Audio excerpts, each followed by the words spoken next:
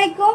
দেখতেই পাচ্ছেন আমাদের আব্বু দাঁড়ানো। আজকে হচ্ছে আমাদের সবসময় আমাদের ঈদের আগে যেটা হয়, ঈদের চাঁদ রাতে স্পেশাল আমরা আব্বুর হাতের মাংস ভুনা খাই এবং তার আগে কষা মাংসটা আব্বুর খুবই চমৎকার হয়। তা আজকে আব্বু আপনাদেরকে দেখাবে কিভাবে আব্বু মাংসটা এত দারুণ করে কষায়। আব্বু আপনি শুরু করেন। আমি আসলে এই রান্নাটা শিখেছি আমার মায়ের কাছ থেকে।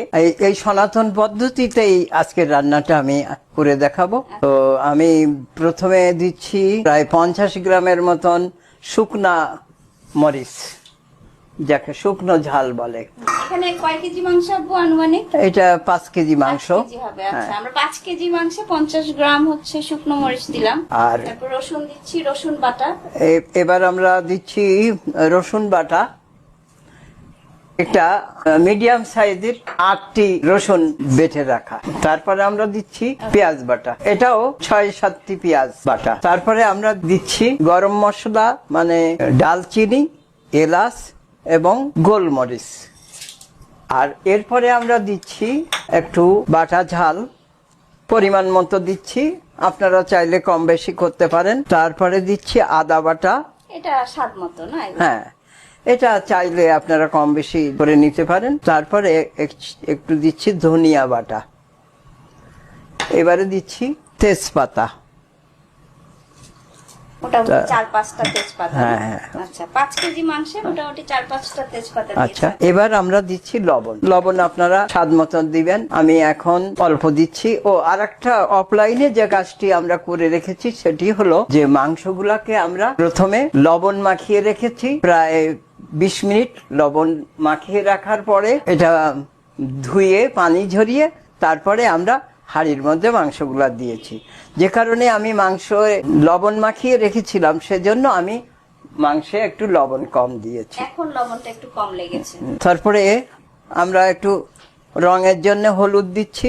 দর্শক, এই রেসিপিটা কিন্তু আমার দাদি শাশুড়ি আমার শ্বশুরকে শিখিয়েছেন। হ্যাঁ, আমি আজকে আমার মায়ের স্মৃতি স্মরণ করেই এই রান্নাটা, মা এখন আমাদের মাঝে নেই, তো মায়ের স্মৃতি স্মরণ করেই আমি আমার ছেলে বৌমাদেরকেই সেই রান্নাটাই উপহার দিচ্ছি। তো এটা আমরা সবকিছু দেওয়ার পরে এটা এখন আমরা মেরিনেট করে রাখবো, আর কি মাখিয়ে রাখবো আধা ঘন্টা পরে। আমরা একটু সরিষার তেল এবং সয়াবিন তেল দুটোর মিক্সড করে দেব। আমরা এখন সরিষার তেল ঢালতেছি 250 গ্রামের মতো। এবার সয়াবিন তেল, হ্যাঁ, সয়াবিন তেলও ওই একই পরিমাণ দিয়ে আমরা রান্নাটা মেরিনেট করার জন্য রেখে দিচ্ছি। মানে আমরা 250 গ্রামের বোতলে প্রথমে সরিষার তেল দিয়েছি, এবার সয়াবিন তেল দিচ্ছি। হ্যাঁ, এটা আমরা মেরিনেট করে রাখবো। সয়াবিন এবং সরিষার মিশ্রণে বেশ ঝাল ঝাল একটা ফ্লেভার আসে, ঝাঁঝালো একটা ফ্লেভার আসে। তো মোটামুটি আমাদের দেওয়া হয়ে গেল। এখন এটা আমরা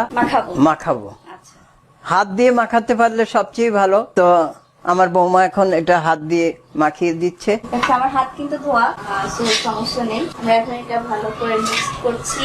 মিক্স করে আমাদের আব্বু কিন্তু সবসময় যেটা করে, আব্বু এই ঈদের স্পেশাল যে মাংসটা আমাদের জন্য রান্না করে সেটা সবসময় চেষ্টা করে মাটির চুলোতে হচ্ছে কষানোর। হ্যাঁ, কাঠের চুলা। কাঠের চুলো, আসলে কাঠের চুলোর স্বাদটা আপনারা যারা করেন তারা জানেন, যারা রান্না করেন কম বেশি, কাঠের চুলোর রান্নার স্বাদটাই আসলে আলাদা, বিশেষ করে মাংসটা। আমরা একটু পরে এটা হচ্ছে আমরা এখন মোটামুটি মিক্স করে ফেলেছি। আমরা এটা হাফ এন আওয়ার রেখে দিব এবং তারপরে আমরা আপনাদেরকে কষানোটা দেখাবো, কষানোর স্টেজটা।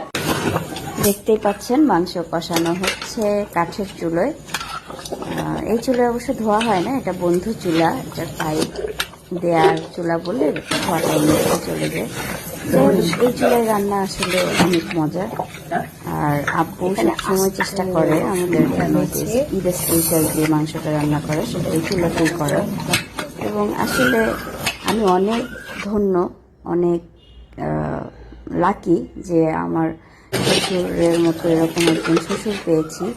উনি সারাটা দিন দোকান করে, এত ব্যস্ত থাকে, এত কিছু করে, তারপরেও আমরা যখনই যাই তখনই চেষ্টা করে আমাদের জন্য সবচেয়ে বেস্ট জিনিসটা করার।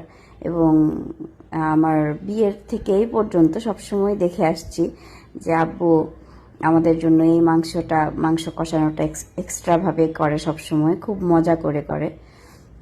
তা আপনারা দেখতে পেলেন এর মধ্যে একটুখানি জিরা গুঁড়া মশলা দেয়া হলো, ওটা হচ্ছে শেষে ছড়িয়ে দেওয়া হলো জিরা বাটা, জিরার গুঁড়ো। কি খাচ্ছ? জায়ানা টেস্ট করবে। কিসের মাংস?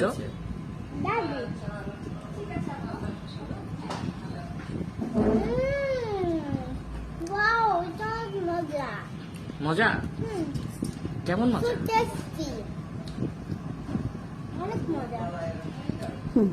জায়ানারও আসলে আব্বুর এই মাংস কষানোটা অনেক ফেভারিট। সে যাওয়ার আগেই সবসময় ওয়েট করে থাকে দাদুর মাংস কষানো রান্না কখন খাবে। আসলে আব্বুকে অনেক অনেক ধন্যবাদ আমাদের জন্য এত কষ্ট করার জন্য। সত্যি আমার মাঝে মাঝে ফিল হয় মা বাবা যতদিন আছে বাড়ির মজা ততদিনই। তো আজ এ পর্যন্ত, সবাই ভালো থাকবেন।